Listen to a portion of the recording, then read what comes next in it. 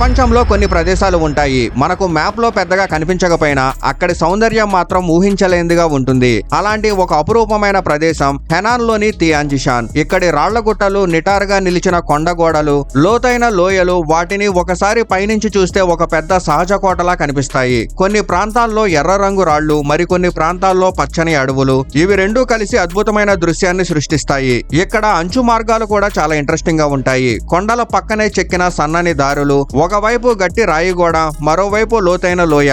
అక్కడ నడుస్తూ ఉంటే ఆ భయం, ఆ ఆనందం రెండు కలిసిపోతాయి. ఆ అనుభూతే ఈ ప్రాంతం అందించే ప్రత్యేకత.